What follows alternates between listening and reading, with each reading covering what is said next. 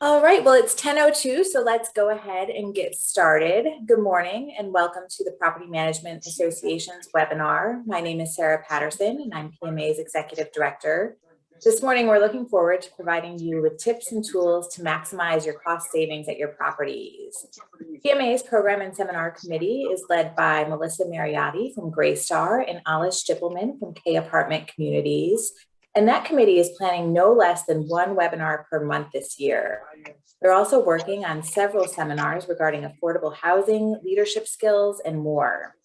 As we get started, I ask that all of you make sure that you are on mute and remain muted throughout the presentation, unless we specifically ask you to turn your mic on. You can share your questions and comments and feedback throughout the event in the chat. When you're ready, go let me know. I mean, listen to. Yeah, I'm just. Reminder to mute. And we'll also leave the webinar open for a few minutes at the conclusion of the event for you to chat with each other.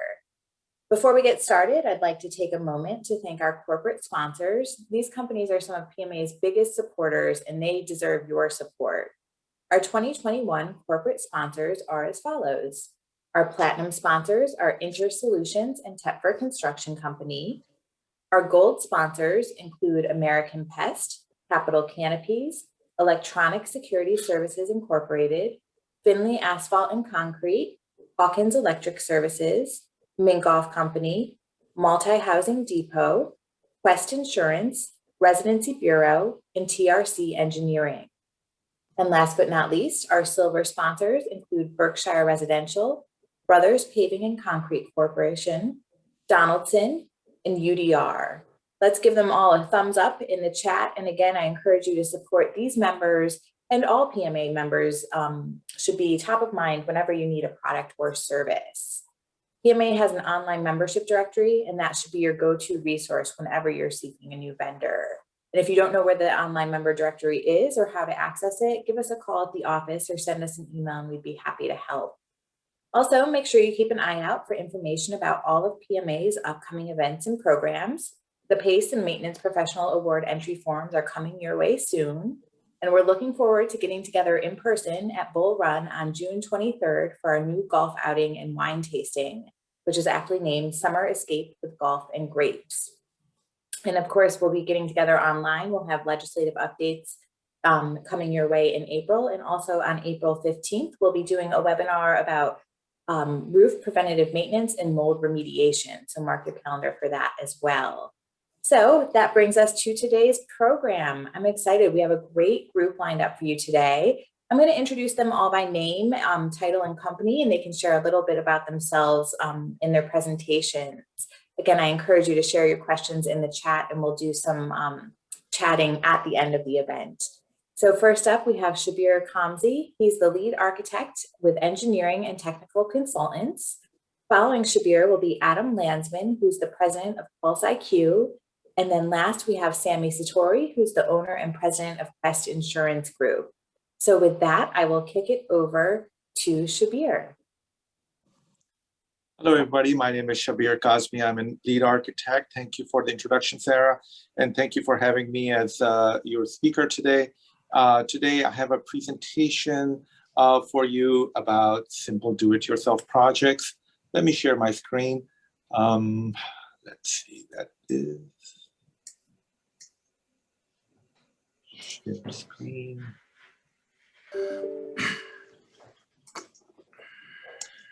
So here it is. This is me. So I have over 25 years of experience, and I'm mostly in renovation projects.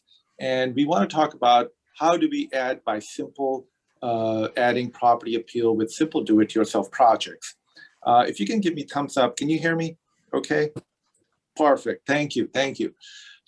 So why renovate? You know, that's the first question. Very simple answers. Increase rent, increase value of the property. Serious renters, reduce maintenance, reduce vacancy, increase of return of your investment. So study finds that 15 to 25% increase in property value and or rent depending on comp prices for the area. So, but really important, before starting your renovation, must do the renovation math. I want to distinguish between what are do-it-yourself projects and what are permit projects for any property. On the left side, do-it-yourself, these are non-structural, such as you do not relocate a wall, does not require plumbing, electrical, mechanical, only finishes and fixtures, like for like replacement. That does not require a permit. But as soon as you go to structural modification, relocation of walls, plumbing, electrical, mechanical, intended uses change, ADA ramp, stair, or repurpose of common areas, that's what requires a permit. So here are some examples. Let's say you have a lobby and corridor area. The thing with the yellow highlight way up on top, recessed lighting, that would trigger your permit. But to do floor and ceiling curtains, artwork, vinyl wallpaper for only $35 to $60, $5 per square foot. Wall panel, lamps, furniture, rug, that does not require a permit, and that can make your property much better. Again, lobby and corridor ideas, only lighting will trigger the permit. Or let's say you relocate a wall or mechanical plumbing, but lobby renovations, photos that you see here, mirror, carpet, tile, furniture, those do not require a permit, and you can easily do that and improve your property. Exterior improvements, really important. It's a first hello, it's a first handshake. I believe that, with proper lighting, furniture, and power wash, your building can greatly improve. But of course, lighting again triggers a permit. But let's say you're doing solar uplighting of your trees. Well, that does not require a permit. But the pergola that you see on the right here, that would trigger a permit. Monument signs, they're really important. Also, the first hello to your property. Really important is that you do your proper research. These are actually, they look kind of small projects, but a sign in front of your property, but actually it triggers all kinds of permits and zoning requirements. So be careful with these projects. But let's say if you have an existing sign, think about landscaping. The picture on the light where it says a grove, look, very simple landscaping, but the one on the right does not have that landscaping, and there's a big difference. Fitness centers, that's an amenity area that everybody like to have or already have in your property. Make sure you have large size windows. Again, yellow highlights is what triggers permit. We want to work out in a space that has daylight coming in. Vinyl flooring and gym interlock mats you can put on the floor. The gym equipment is normally leased by a gym equipment company. So changing simple finishes and light fixtures, well, that would not require a permit. But as soon as you do hard wiring for the light fixtures, well, that's what triggers a permit. Inside your apartment, simple ideas, kitchen ideas, such as adding a back tile backsplash with a reflective surface, adding these shelves. They're very simple.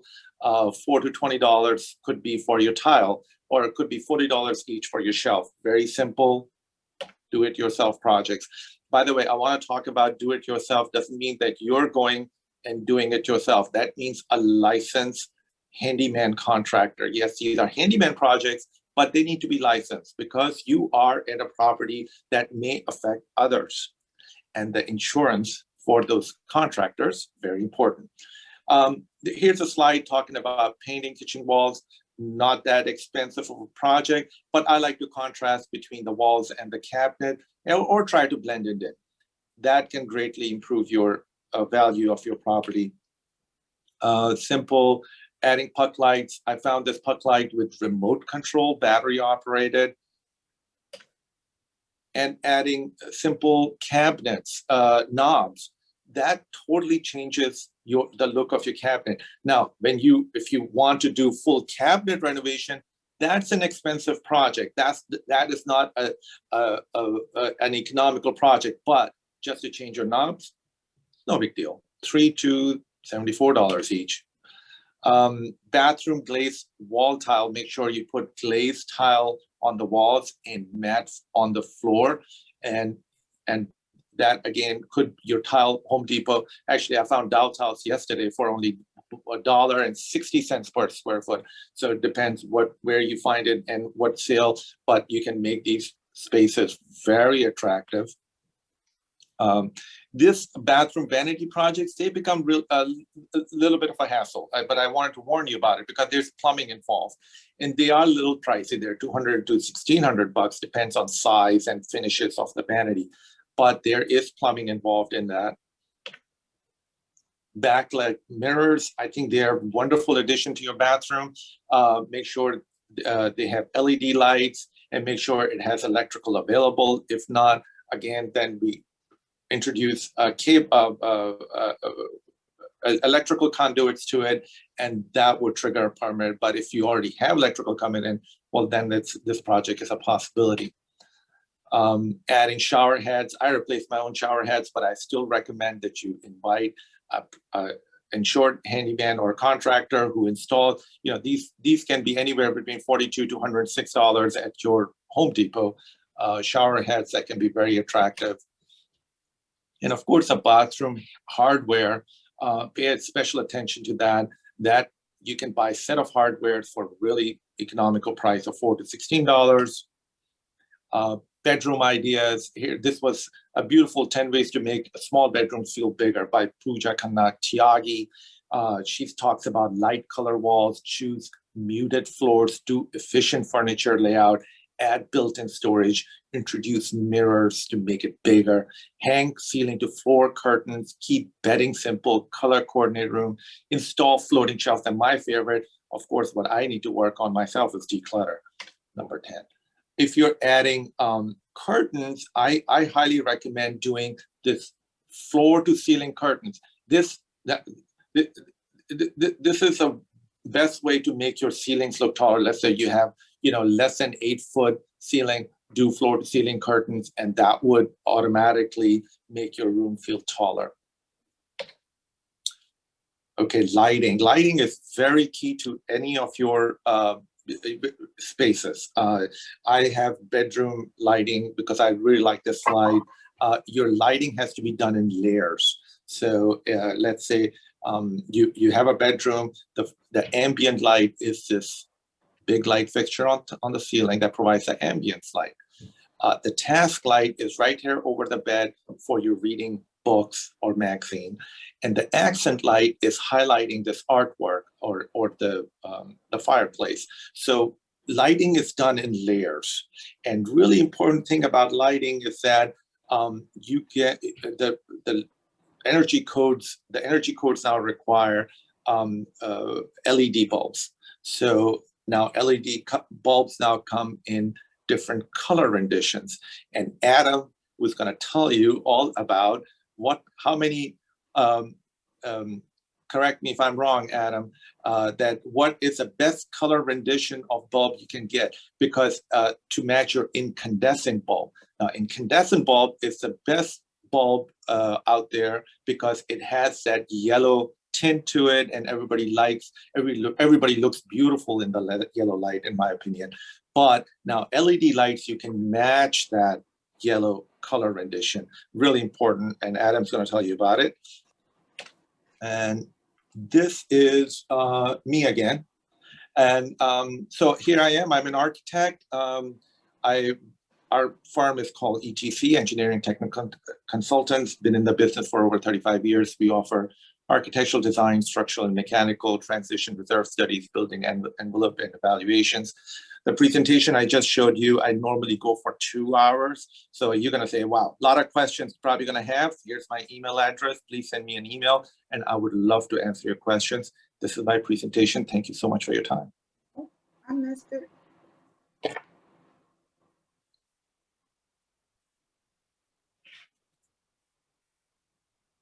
All right. Thank you, Shabir. Yes, thanks, Shabir. Adam, on to you. All right, I'm going to go ahead and share my screen here. Bear with me for just a moment. Let me put it in presenter mode.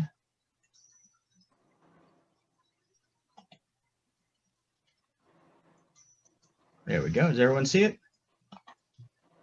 Great. All right. Thank you, Sarah, and thank you for all of you for taking the time to be here today and hopefully learn something new. My name is Adam Landsman, and I am a recovering property manager. I spent 10 years running a portfolio of multifamily properties, left the firm as a vice president, and now I run Pulse IQ, and I'm here to talk to you about the role of energy management systems and how they help property owners and managers save money, improve HVAC performance, and keep residents happy. Today, I'm going to provide a basic understanding of the modern energy management system and the value of IoT, or Internet of Things devices, and I'll give you some examples of some real-world implementations of what we've done to help our clients save money. Now, what I'm doing here is inherently technical, and I'm trying to squeeze a lot of information into a short presentation. So if there are any terms or concepts that you'd like me to further explain, go ahead and put that in the chat, and we'll get to those at the end of the presentation.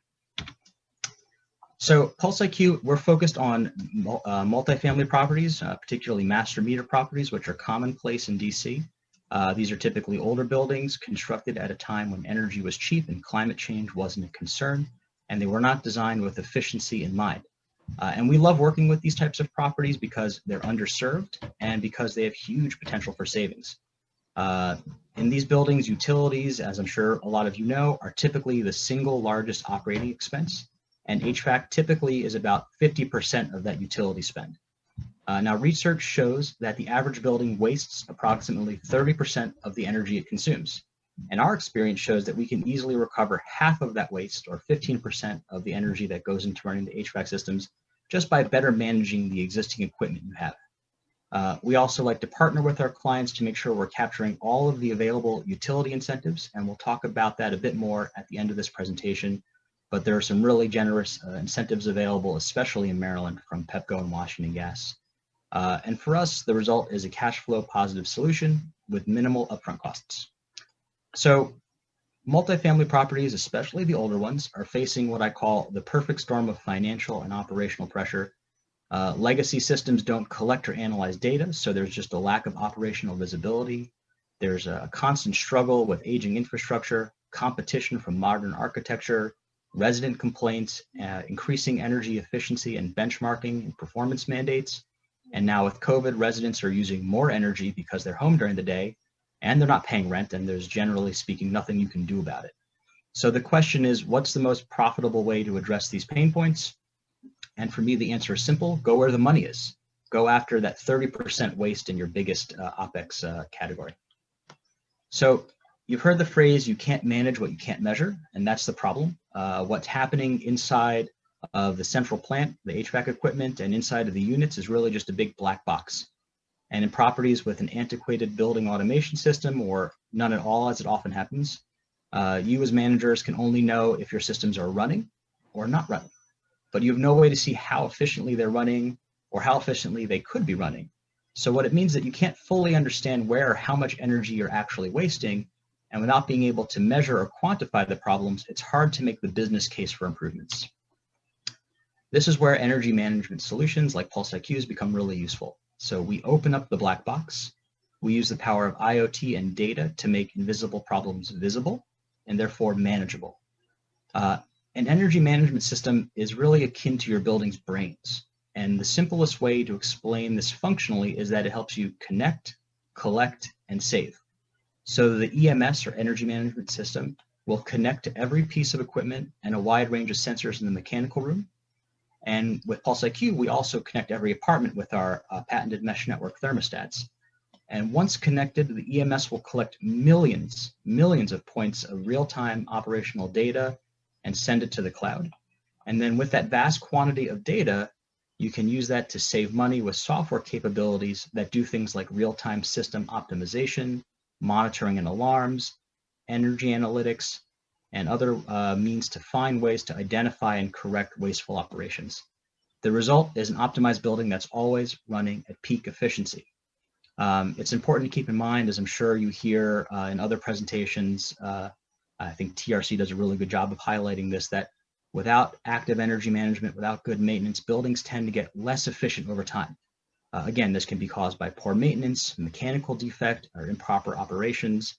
I'm sure many of you have experience going into a boiler room and seeing it full of junk with pipes leaking and water on the floor and motors that sound like they're grinding and computerized equipment set into manual override or bypass. The goal of the energy management system is to keep watch on the building, establish a baseline for energy use, look at it all the time, and make sure that you're improving on that baseline year over year to get better as they get older, as I'm sure we all wish we could do. So let's take a look at how this plays out in the real world. This is one of our clients. It's a 91-unit mid-rise apartment building in Arlington, wonderfully managed by Grady Management. In 2019, this property spent almost $25,000 to cool the building during their 5-month cooling season. And our system showed us not only that this was inefficient, but what needed to be done to fix it. And as a result, we more than doubled the efficiency of their cooling system and saved them about $14,000 last summer.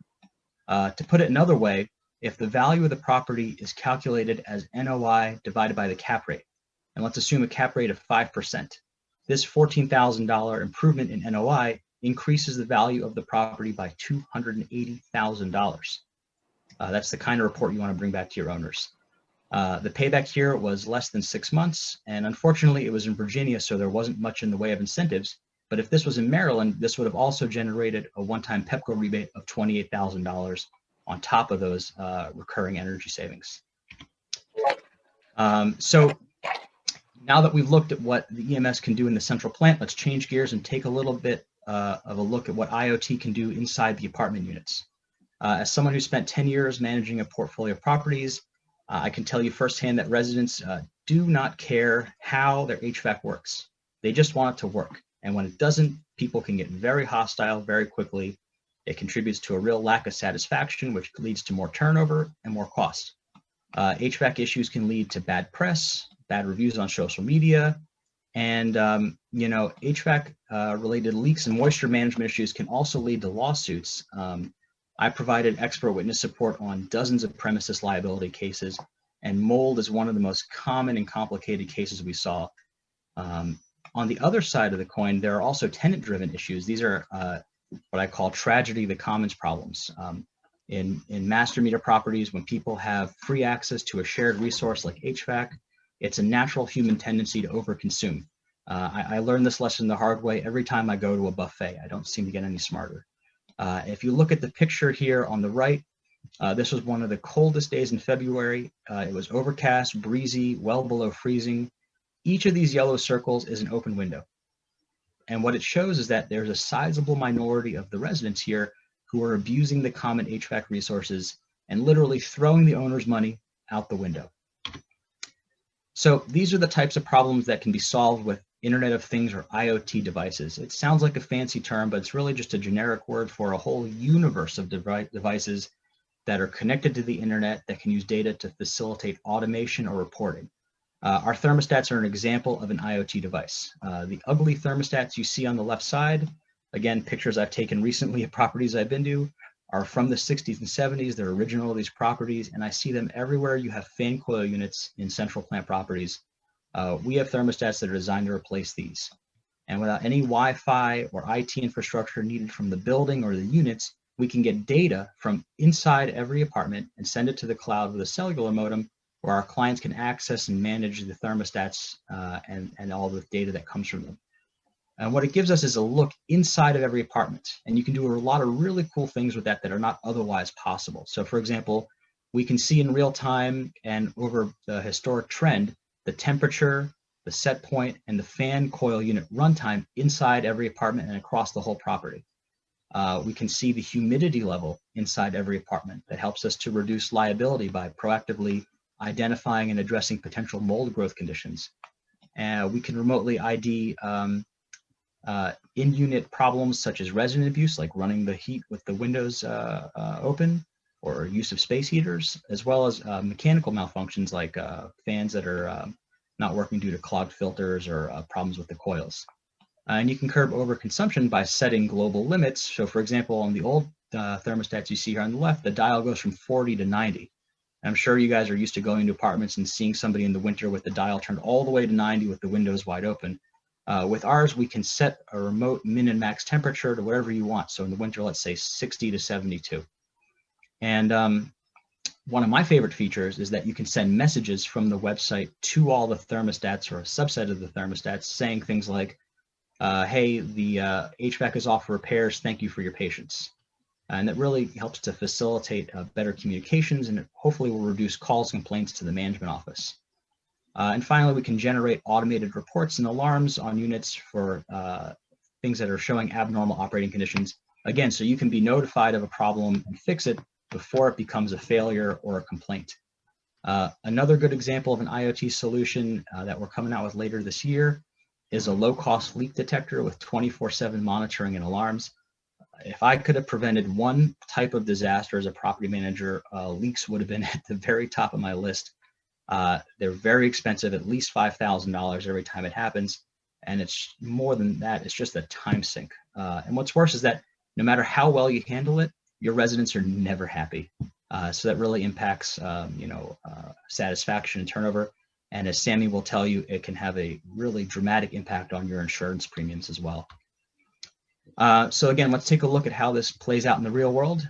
Here's one of our sites, 168 unit garden style community in Hyattsville. We've had our thermostats in there for about 8 years. And one of the things that we learned is that the average fan coil unit runs about 35% of the time to maintain set point. But we found that there were a large number of units that were running 100% of the time. Again, this can be tenants running the heat full blast with the windows open, or it could be a mechanical issue. So what we started doing is every month providing a report to management saying, here are the units that are showing abnormal use. And by addressing these high runtime units and making some other easy tweaks on the property, they're saving about $10,000 a year, which is a lot of money considering it's only 168 units. And there's basically no cost because the staff is handling these issues as part of their regular duties, helping them work, again, smarter and not harder. So with any good building, smart building solution, I really think it should be a painkiller and not a vitamin. It should accomplish 3 goals. First and foremost, it should increase NOI and property values. The data from systems like PulseIQ should provide verifiable energy cost savings. And again, if you calculate the property value as NOI divided by the cap rate, and assuming a cap rate of 5%, this means for every $10,000 in cost savings that you can generate, you add $200,000 in value to the building. Second, these solutions should lower maintenance costs. Online dashboards can help create operational visibility. Early warning alarms can flag problems before they become critical failures, and that can cut down on downtime and emergencies and overtime costs, and it can extend the useful life of your equipment. And finally, all these things should help to increase tenant satisfaction. By finding problems before they start, you can keep your tenants happy and decrease liability. And study after study has shown that green buildings offer tenants more comfort, more satisfaction, and that leads directly to higher rents and less turnover. Smart building solutions can also give you marketing opportunities around sustainability that will resonate with millennials and help maintain competitiveness with newer buildings. I want to leave you with some links that you can pursue on your own time. And really what this comes down to are sticks and carrots. States are ratcheting up the requirements enforceable by law for energy efficiency. These are the sticks. Most notably, as I'm sure many of you are aware, DC has building energy performance standards that are going into effect that all buildings must meet. And if you don't meet those standards, you can face fines of up to $7.5 million. Again, it's not a typo, $7.5 million for the largest properties. And Montgomery County is requiring all buildings greater than 50,000 square feet submit benchmarking by June 1, and Virginia is not too far behind. But don't despair. At the same time, they're also offering more and more resources to help make the change to cleaner, more efficient buildings. These are the carrots. Maryland is far and away the most generous. For example, Pepco will fund 25% up to $8,000 to deploy a system like ours upfront, and an additional 20 cents per kilowatt hour saved without any limit. They'll also pay for you to send your maintenance staff for training, to do PM on your fan coil units. Basically anything that will save energy, Pepco or Washington Gas will fund. And if you're lucky enough to have a property in Tacoma Park, most people don't know this, there is a $10,000 grant for multifamily energy efficiency, and you can go after that every year if you want. DC and Maryland have less generous programs, but there's still money on the table, and they are getting better. And I also have some links to some smart building resources that I follow closely. The last one here on the bottom right is a link to a recent article with the results of a 4-year experiment conducted by the Lawrence Berkeley National Laboratory. And it concluded that buildings could save billions, with B, of dollars in, just by using energy management systems to simply run the equipment they have in place more effectively. And I'll leave you with a quote here that I leave all these presentations with. It's by former Energy Secretary and Nobel laureate Dr. Stephen Chu, who said, "Energy efficiency is not low-hanging fruit, it is fruit that is lying on the ground." So with that, let's go pick it up. Thank you very much. Great, thanks, Adam. With that, we will turn things over to Sammy. And good morning, everyone. Just give me a second to share my screen. And I hope everybody can see my screen. Can you see my screen? We can see your screen, but you just want to go into presentation mode. Okay, indeed. All right, how about now? Looks the same. Uh-oh.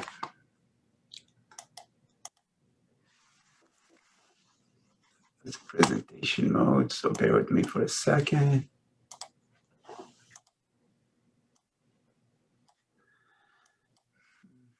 Well, Sammy works on his presentation. Does anybody have any questions for Shabir or Adam? I haven't seen anything come through in the chat. If anybody has questions, you can use the raise your hand feature or type in the chat.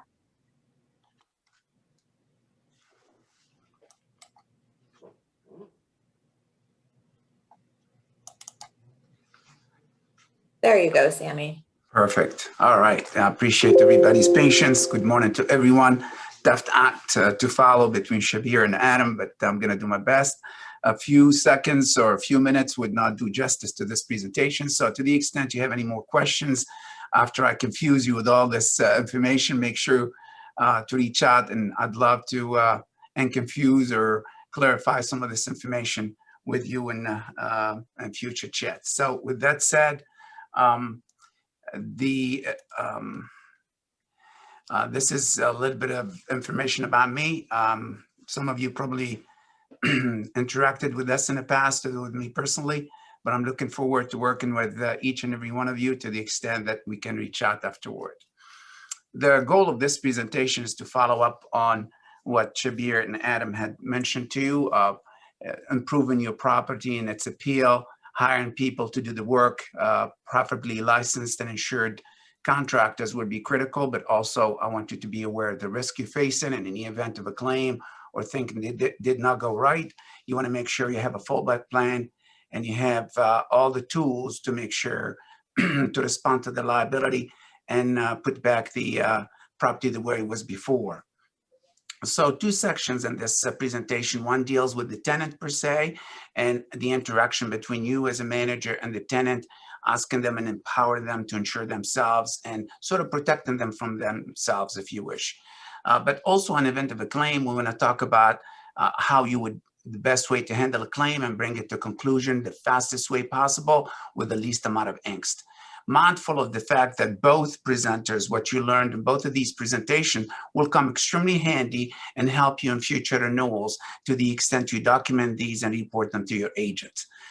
Building a relationship with an agent to make sure you have a good interaction and providing them with the data real time, particularly as soon as you do an improvement, or if you hire Pulse IQ to provide you some maintenance tools, some upgrades and whatnot. Those are very valid data that the underwriter, when they look at your property, will be extremely helpful for them to know that, hey, you took the steps to maintain the property, you made it very, very attractive. For the tenant, we've still seen lots of challenge with the lots of association that we insure whereby the tenant themselves are not protected properly. Either they're not aware, they don't care, or at times when they procure some of these policies, are not up to par. So it is very important for you as a manager to educate, insist, and maybe embed in the contract some requirements that you, based on best practice and the average claim that you see fit. So the HO4, which is commonly known as a renter policy, will provide personal property protection. This is what the person brought into the unit. Also, in case they cause any damage to anyone or to the property, that's a liability that's coming response. Loss of use is also very, very important. Each one of these will have limits, and the policy obviously would not cover anything in terms of the structure itself, but can help the consumer, the renter, if you wish, with a lot of other things that can embed some additional identity protection, some other tools that they can add in as an additional rider. The minimum floor for these policies should be at least $300,000 with a $10,000 personal liability.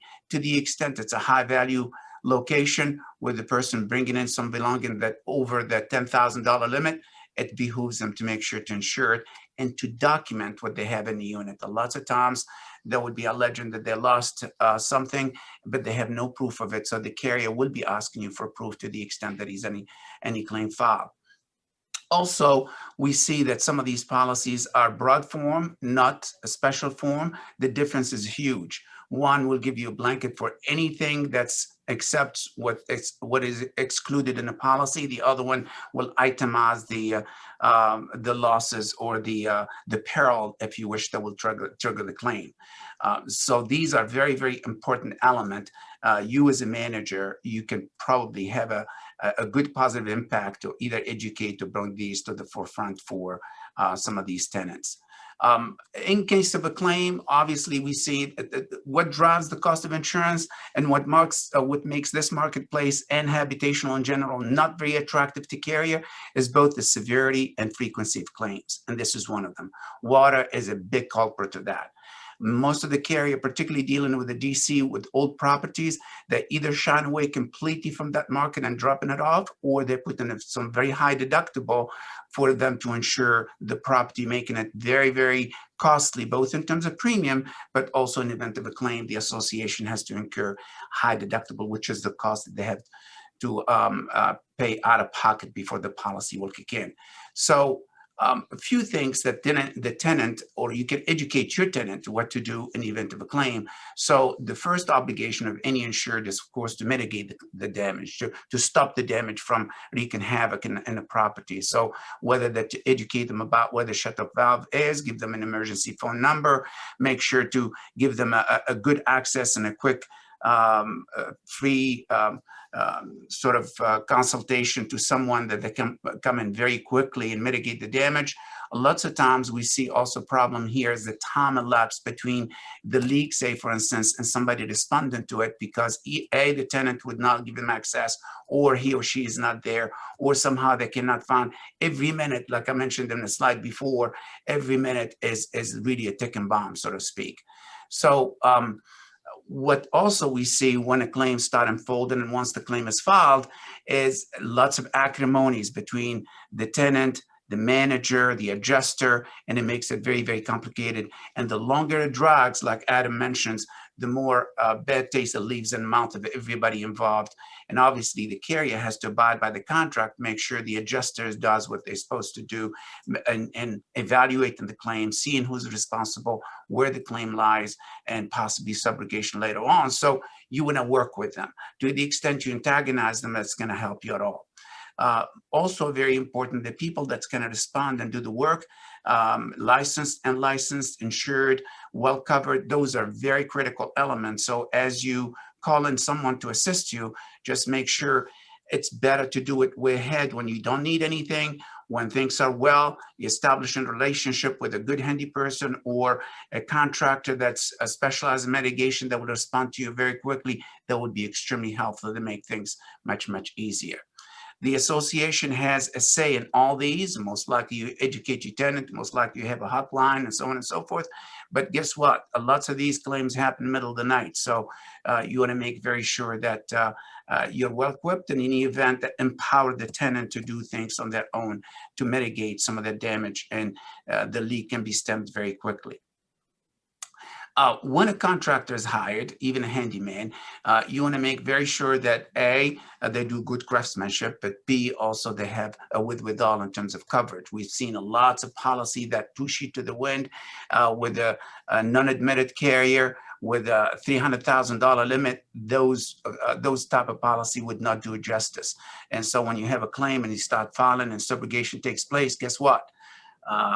You're on your own. So most likely there is no enforcement mechanism where the insurance commissioner cannot step in and force that carrier to actually pay or the adjudication of claim done properly. So do yourself a favor, make sure they ask when you hire someone, A, before you sign a contract, particularly if it's large contract, to have a legal counsel take a look at it. B, they're properly covered, so you have a fallback plan. Like I mentioned a second ago, this is not an area that insurance carriers like at all. So there is a huge flight from habitational, period. That's because the frequency of claim and the severity, particularly in high density area like the DC market and where buildings are old. So carriers are looking specifically for certain guidelines to the extent that they would provide you any coverage. The age of the building is very critical. Lots of them would exclude any building that's more than 30, 40 years old. So they have a sweet spot, and that's based on the number of claims that received and the experience they've seen. To the extent that your building is old, you want to show them that you've done the proper upgrades and you hired somebody like Pulse IQ to make sure to monitor, to make sure you have some data so that the underwriter can be very comfortable about putting their name on a paper and providing you coverage. So the appeal for insurability is very important. To do so, A, you got to hire somebody like Adam, for instance, to provide you the tools, but B, to communicate with your agent to tell them about that information. So to the extent some of you have some upgrades done, even if you had some renovation done, some new maintenance plans, and I'm going to talk about that in a second if the time allows, it's critical for your agent to know about it so that they can be your ambassador with the carrier and with the underwriter to either seek some discounts for you. And as a matter of fact, some carriers started teaming up with a company like Pulse IQ to provide an incentive for associations to implement these leak prevention or monitoring or some other things to ensure that the claims are reduced. Again, some of these are required by the reinsurance market. So as you know, carriers would not bite on the whole risk. They may go to another carrier to reinsure their risk in their portfolio. Some of them would be precluded from, for instance, doing some of the frames and whatnot, and the height of the building. It's very, very important. Last, but on these lists, riots and crime in general. Carriers are resolving to crime index that look at it very, very closely, and your loss ratio in terms of number of claims that incurred to actually levy an additional charge or to shy away from the risk altogether. So be very mindful of that. This is what the carrier would be a perfect profile for a carrier, which is obviously utopia here in this market. But I just want to share with you typically what's the bullseye for a market for a carrier that they look for. Anything deviated from this, then the underwriter or the agent has to start really heavy lifting and convincing them that, hey, it's a well-run property, the likelihood for a claim is nil or low, and so on and so forth. We've seen deductible as high as $50,000 for water claims per unit for a carrier to agree to cover a risk. And frankly, the number of carriers that's in this marketplace that are actually very active moved from almost 17 to almost 4. Electrical systems are very, very important. So particularly if you have an old building and there are some aluminum wiring, that's a no-no. That's a HVAC, that's a number one losses, particularly dealing with convectors, with the drip pan being clogged and ceiling being infected. So make sure you have a maintenance plan for that. And to the extent that you show that and you have to prove of that, that's extremely helpful for underwriter to cut your cost. Water heater, this is a perennial problem. So you may want to have a 10-year age limit, inspecting them every year.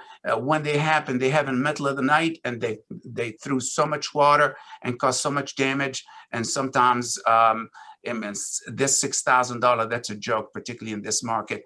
Most likely it's going to be in hundreds of thousands of dollars. Sprinkler system, we've seen many organizations where they did not even inspect their sprinkler system. Obviously, more than 4 flights, the carrier will demand a required sprinkler system, which is, unfortunately, lots of buildings do not have that. But to the extent you do have in a garage on the first floor some sprinkler system, make absolutely certain that you have inspection done every year.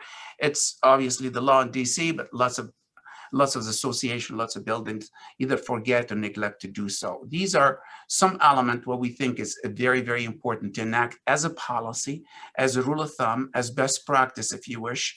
I will emphasize the fact that the 3 Ps, bath and parking and pools tend to be also a nuisance for insurance carriers as well. outdoor grills. We see this still today. This past summer, we had a couple of very large claims dealing with that. So please make sure that balcony grills are, it's not a good way to go.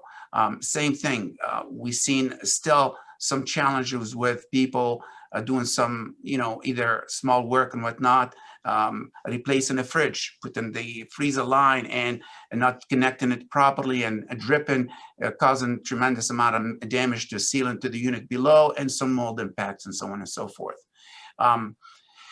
Again, these are most likely, all of this, about this. The challenge I have here at times, and I want to remind everyone, is to document these and share them with your agent to make sure that they communicate that and have that in writing to the underwriter. The biggest thing about maintenance and what carriers look for all the time is, to the extent you have somebody very competent like Adam to actually provide you some guidance and tools, and like Shabir to give you some guidance, document that. That would be very helpful to us as we go to market, either renew to convince the same underwriter, particularly if you have a couple of claims, to maintain a good low deductible, good policies with less exclusion and so on and so forth. Just remember, in the next few months, we are seeing a rise in cost no matter what. Even if you have no claims, please budget at least 6% increase in your insurance cost, just because the marketplace is hardening. All this is due to lots of claims that are incurred and paid for by the carrier. And as you know, carriers are not in the business of losing money. So as these losses pile up and the reinsurance market gets started, what they're doing is they're increasing the cost for everyone to maintain certain reserve level and be able to financially be competent to pay future claims. Again, on the contractor side, make sure you have some warranty. If the contractor is a good one, they'll have a GL, a general liability with product and completed operation, which provide you certain peace of mind, not 1 year, not 2 years. It could be even more, depending on the kind of work and the extent of work they did. So again, these are elements that you need to really pay attention to. We talked about electrical, we talked about mechanical, plumbing. That's another area that's of a huge concern for lots of carrier. If they see multiple claims dealing with the piping system, whether that's the cooling system or the main lines, that could be a ground for them shying away. I appreciate your time. Too fast, as you can imagine, lots of material, but I'd love to entertain some questions or interact with you in the future. And Sarah, Adam, and Shabir, thank you so much. Wonderful. Thank you, gentlemen, for the great information. So let's talk. Nobody's chatting or just administrative questions in the chat box so far. So we do have some networking time built into this as well. So if you want to unmute your mics and ask questions, feel free.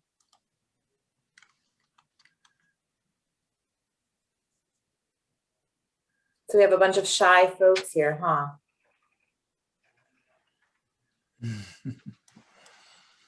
They're dazzled by the information, Sarah, that they I think it speaks to how well prepared you gentlemen were. I think I want to piggyback on something that that Sammy said. He mentioned doing a preventative maintenance or inspection plan for your convectors. Something that most people don't know is that Pepco actually has money for this in their building tune-up program. They'll cover up to 75% of the cost to bring in a contractor. We work with folks like Quality Air Services, for example, to come in and do some of our convector work, but Pepco will cover 75% of those costs.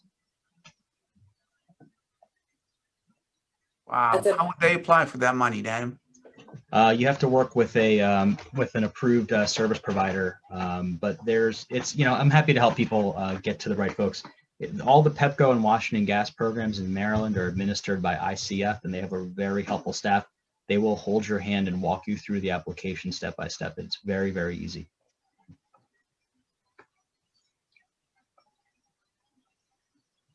The other thing that I would say is that one of the things that I used to do as a property manager is I would hire ETC to make me a soup to nuts maintenance and inspection plan for my properties. So detailing every element and giving me the full rundown of what I needed to do. And that was really helpful. That way, I could have a checklist for inspections of things that I would do annually, quarterly, monthly, and have all of that built into my budget, my reserve studies. It was a really helpful thing to do. And Yeah, I can piggyback on that. Definitely having a building envelope inspection done and interior inspection done, having all your utilities inspected. I think these are such, it's like, we're suffering from not going to dentists due to COVID, but like your teeth need a maintenance plan, your building needs a maintenance long-term plan. What are you doing this year, 3 years, and 5 years from now?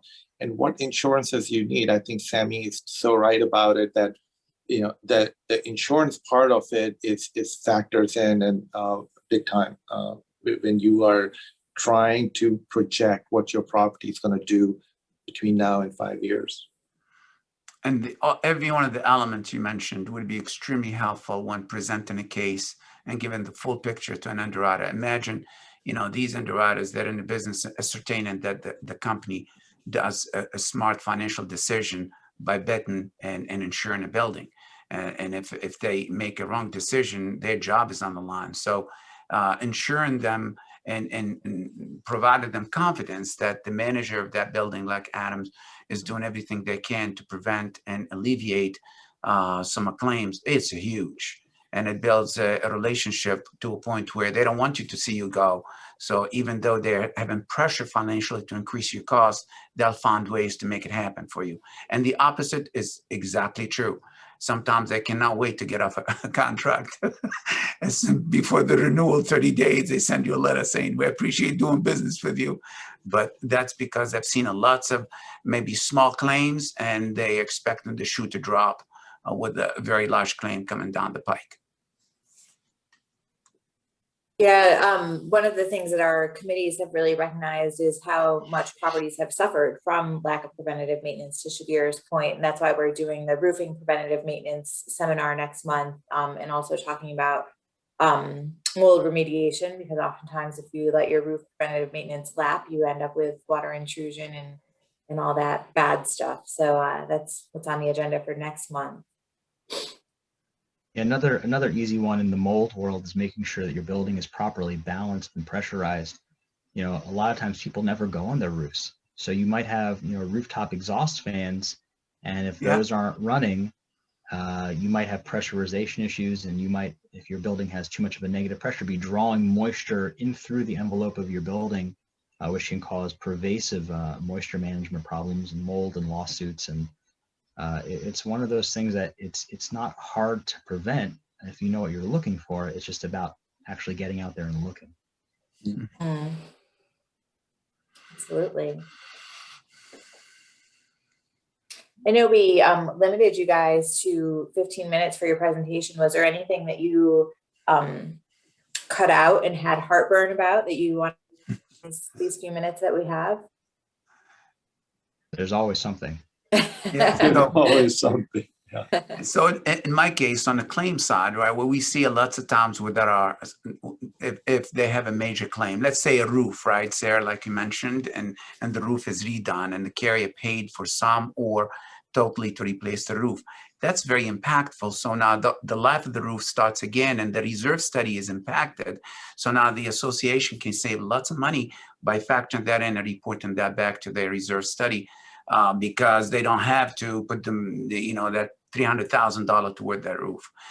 Also, in the very same claim, particularly with water, lots of times there are some acrimonies. A third party can be brought in to sort of serve as a referee, if you wish.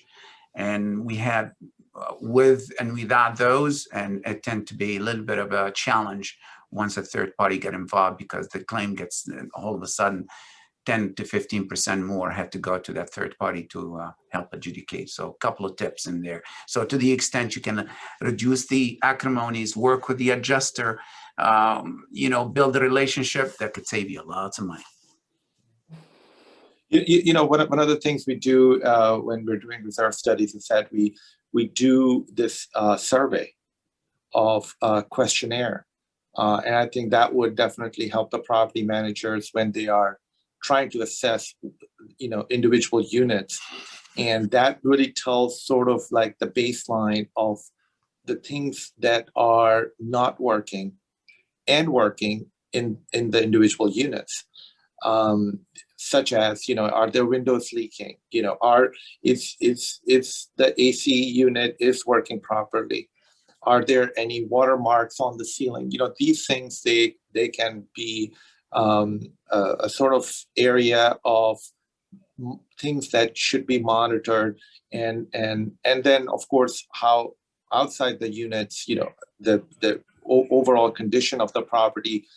We have a great questionnaire that goes out to the property before we conduct our studies, and that kind of reveals what can be done about how to improve your property. Yeah,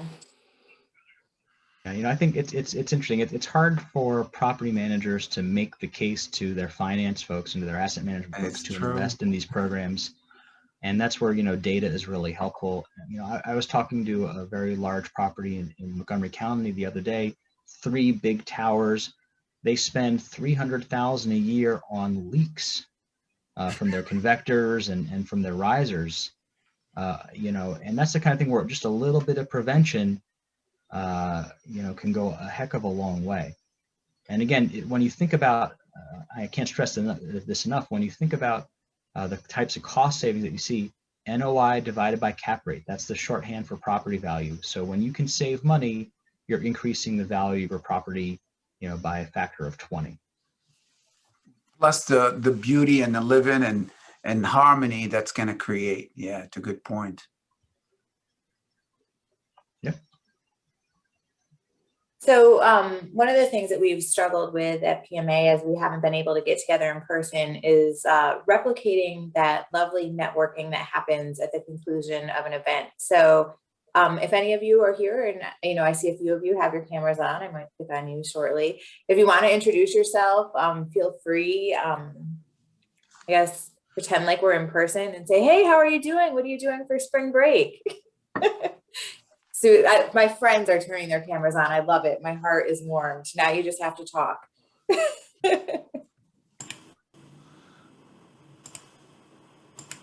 I'm trying to get gallery view going on here. Oh, okay. Everyone. Hi, I'm Susie Sanyan with Minkoff Company. It's good to see everybody today. I loved your presentation. Thank you all. It was very informative, and I was taking pictures of the screen as certain slides were going up. So thank you all. Kara and I work with Minkoff Company. Kara, give waves. We do property restoration, fire, flood, and mold. So some of the things that you all were saying hits very close to home. And we'll have Greg Minkoff with Minkoff doing a webinar in May. I believe it's May 20th, talking about disaster response plans in light of the emergencies in Texas. We have a property manager from Greystar who has properties in Texas, and a PR firm rep talking about how to deal with those situations when they arise and how to prepare for them as best you can. For everyone here, what was that? Sarah. I would say for everyone here, is everyone aware that Montgomery County is going to require you to submit benchmarking data for your properties by June 1? Is anybody not aware of that? All right. Does it have a square footage limit? Like the minimum, anyone that's 50,000 square foot or greater. That's Montgomery County. Same thing happening in Washington, D.C.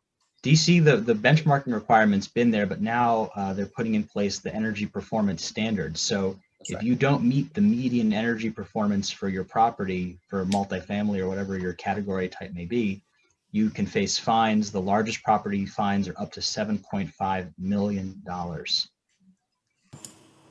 So if you've got an old property with a 4-pipe system and you're concurrently running heat and cooling at the same time, you're going to be in a lot of trouble. Areas hate those because of the stress it puts on the pipes. Oh, yeah. And number of breakage. Even if you line it inside with all kind of chemicals, it doesn't fly. They're shying away from there, running to the house when they hear one of those. I've never seen a pipelining project where anyone's ever been happy. I mean, maybe I'm wrong here, but when you're getting to that point, experience would tell me just replace your risers. Challenge. All right. Well, like I said in the chat, we'll send the meeting materials as well as the contact information for our speakers if any of you guys have additional questions that you didn't have answered today. We can keep chatting or we can go. It's a quiet group today. It is a very quiet group today. So knowledgeable, everything in here, they've seen it before. We don't have all the regular characters on here. I don't today. know. So funny. I have a question. Oh, Sure. sorry. Go ahead, Sarah. Oh, I was just going to share a personal anecdote that my husband's a teacher, which some of you know, and he teaches middle school PE, and none of them turn their cameras on. And he talks about how exhausting it is. And like, I mean, you guys are adults. I'd like to think you're paying attention to me, but with middle schoolers, like, I can't even imagine doing this for 8 hours a day. It's crazy. It's taxing. What were you going to ask, Susie? Shabir, do you do residential or just multifamily commercial work for your design build? We do residential as well. It's mostly we have a history of doing multifamily commercial, but now we've got into residential as well. And the big reason is because of COVID that people are at home and they want to make their home or their apartment, they want to make it a better space or better utilization of it. So for that reason, we're starting to do that as well. You mean people don't want to have to set up a desk in their child's bedroom? They actually, like if I take my background off, you'll see my son's dirty bedroom. Yes. I don't know if you saw my cat jump into my lap in the middle of my presentation. That was a good one. Worst office mate. Now there's a perfect need for two offices. You know, both mom and dad are, at home. They need their, and so my wife, she has her own area. She doesn't want me to go there. Having Yeah. a piece of the family. I like that.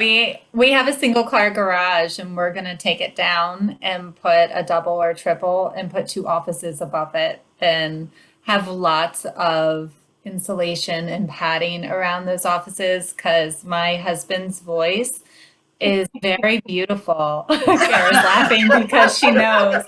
I swear he could be like I know exactly where she's Yes. going with this. And it's what drew me to him, and it's a beautiful attribute, but it is so loud. So I get the upstairs in my son's bedroom and he gets thrown in the basement because the kids can't do school with him around or anything.